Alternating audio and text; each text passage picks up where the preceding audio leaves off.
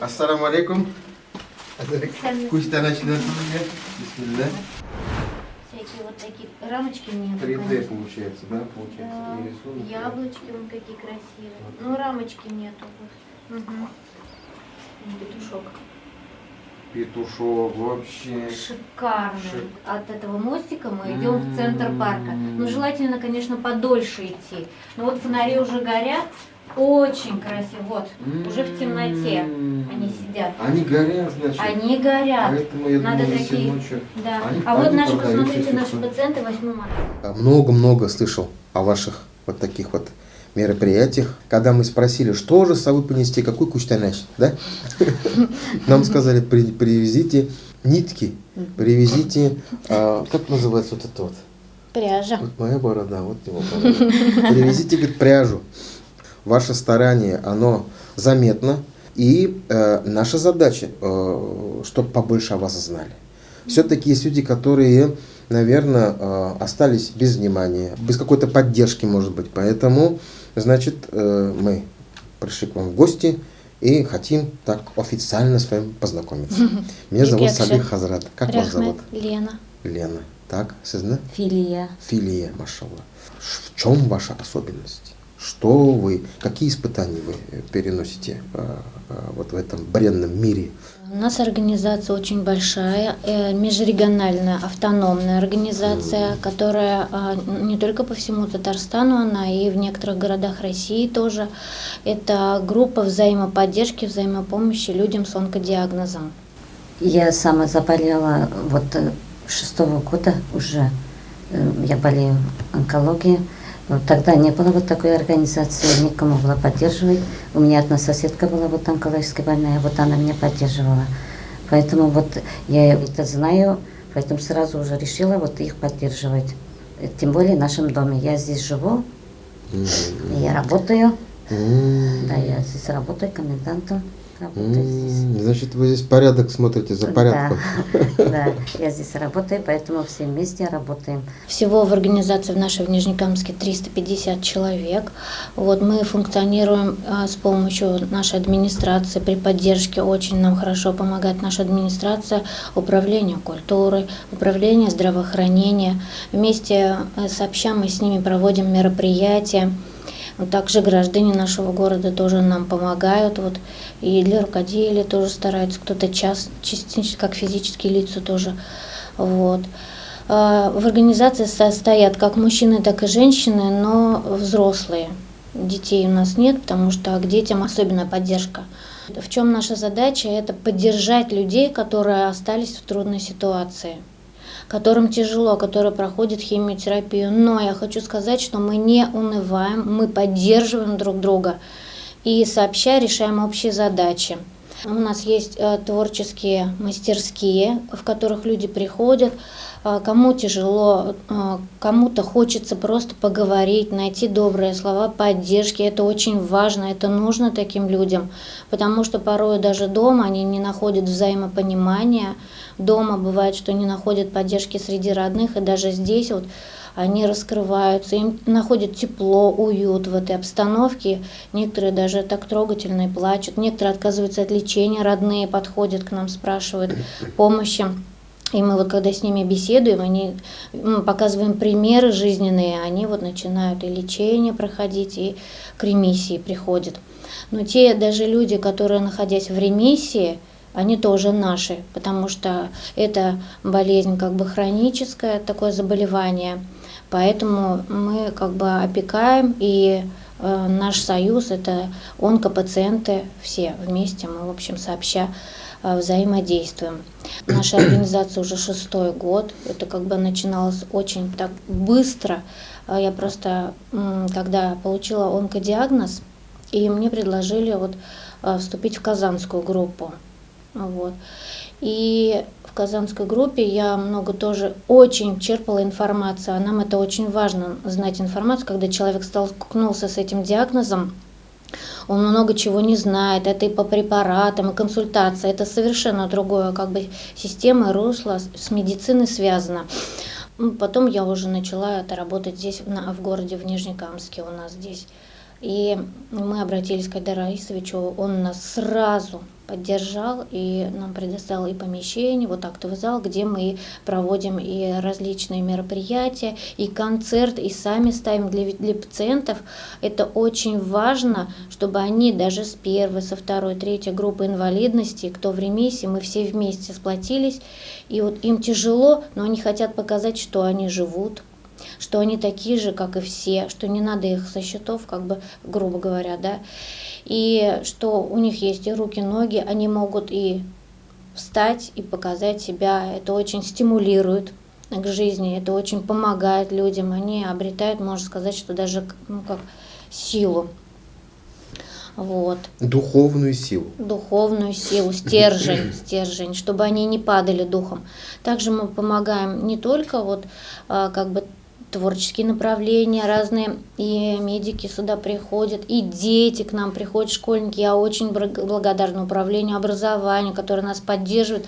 Это так трогательно вообще, родители вот помогают нам до слез. И люди, вот они работают, у них как бы моторика, вот, пальцы, да, после, они не имеют руки после таких лечений, да, а это развивается, иголочку начинают держать. Помогаем онкопациентам лежачим, наши девочки, они очень... Ну, есть такие, которые хотят помочь люди, и они ходят, самим тяжело, но ухаживают за тяжело больными. Есть родственники, отказываются от своих больных, тяжело больных. Даже вот дети, получается так, что и наши ухаживают круглосуточно. Мы ставим такой, ну, как режим, мы круглосуточно ухаживаем, переворачиваем, ухаживаем. Прям дежурство ставите, да, какое-то?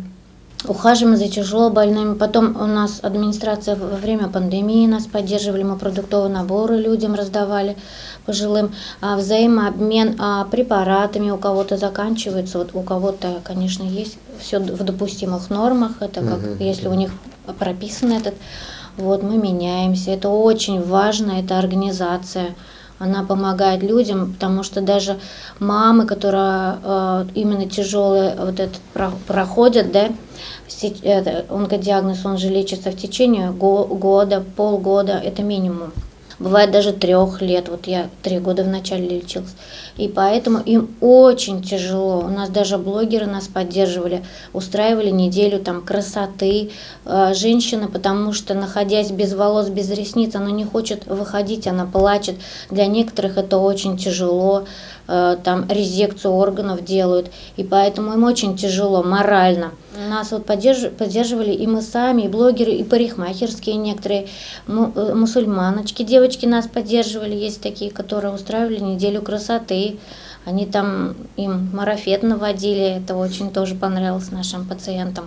Очень хорошо, прямо вы так прям подробно все рассказываете, да, и вы не просто рассказываете, вы это как-то пропускаете опять-таки через себя, вспоминаете что-то, поэтому это от души.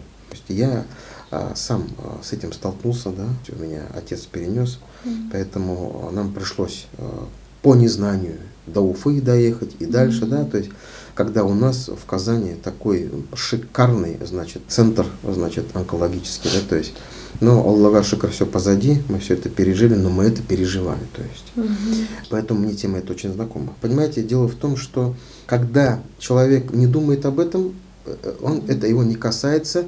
Более того, вы очень хорошо, правильно заметили, что даже отталкиваются некоторые люди, избегать начинают. То есть была дружба, было знакомство, и оно как бы теряет свою силу. И здесь вы не понаслышке знаете, какие есть проблемы.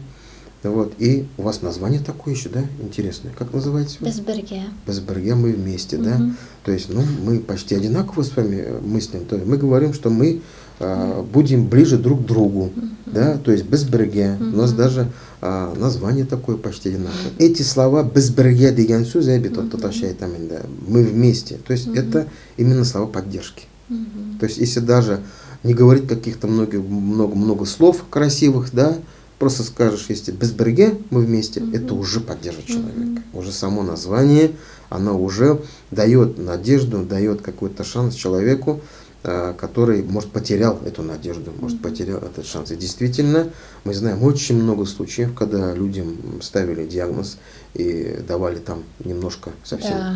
И они выпрямлялись, брали себя в руки, шли полный вперед, значит, уверенными шагами побеждали эту болезнь и вылечивались. Получается, вы как раз те люди, которые даете вот эти первые шаги, даете вот эту возможность человеку выпрямиться, посмотреть на мир с другой стороны, не отчаяться, да, и идти вперед такими уверенными шагами. Особенно приятно было, когда мы зашли сюда. То есть здесь заметна женская рука, благоприятная такая здесь обстановка. Каждый вот в это вот, например, да, шитые, вышитые, да, такое сделано, это же от души. Сюда же заходит тепло человеческое, сюда же заходит вот это все внимание, да, поэтому именно вот в этих минутах общения, именно вот в этих минутах творения, да, наверное, появляются у человека, значит, гормоны, вырабатываются эндорфины, да, а мы знаем, что эндорфин, он, значит, враг кортизолу, скажем, да, так, а кортизол это друг онкологии, скажем, да, вот так вот. И вы очень правильно заметили, что руками. Вот руки, действительно, Всевышний нам дал эти руки, значит, да, и мы много информации получаем руками. Это рукоделие здесь, а еще вы, значит, так организованно. Ежегодно, вот на фотографии можете посмотреть, акция «Зажги ночь». Так, это акция такая масштабная по всем городам у нас, где Безберге, наша организация. И акция поддержки онкопациентов. И люди выходят на улицу, в парке у нас он проводилось, да, при поддержке администрации. Мы выходим с разноцветными фонарями. Красный – это врачи, они горят, эти фонари. Желтые несут, разбирали прям на ура. Люди прям так хотели нас поддержать. Белые несли сами пациенты, а желтые – те, кто потеряли родных и близких. И там у нас был концерт, мы продавали свои тоже поделки. Вот, ну, очень классная акция проходила. Потом мы проводим разные флешмобы. Потом мы, например, в станции переливания крови ежегодно проводим акцию «Андрей, пусть завтра будет», называется так акция. Это одна женщина, которая потеряла мужа, онкопациента, ему вовремя нужно было сделать переливание, и они устроили вот эту акцию и спасли ему жизнь на какое-то время, это продлило жизнь, и он был рядом со своими близкими, со своими родными, с женой. Поэтому его Андрей звали? Да, его звали Андрей. И поэтому эта акция ежегодно она продолжается и в Казани, а у нас станции переливания крови всего лишь по Татарстану 2. Это Нижнекамск и Казань. Наши пациенты, они одевают футболки, мы там такие буклеты раздаем пациентам и приглашаем, чтобы доноры приходили. До 60 человек в день приходят. Очень хорошо. Это очень Я много. прошу вас, чтобы вы нас тоже держали в курсе в этих мероприятиях, чтобы мы тоже там участвовали. Вот. И я, пользуясь случаем, тоже сразу вас приглашаю на наши основные большие праздники. Это Курбан-Байрам и Рамазан-Байрам. Мы будем с удовольствием, значит, видеть вот эту вашу красоту. Да. Знаете, у меня такой вопрос был. Вот вы сказали, если я не ошибаюсь, да, у вас есть цифры, да? Ну, да. стараюсь.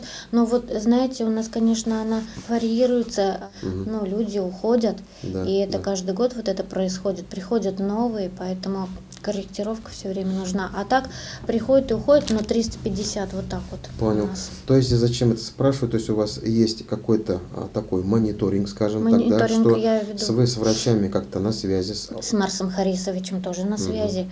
Это как мы без них никак. Наших да. онковрачей, наше отделение очень уважаем. И проводим флешмобы, акции. У нас школа пациента. Мы не падаем духом, мы хотим быть такими же, как и все. И в то же время диспансеризацию призываем проходить людей, чтобы оберегали свое здоровье. Да.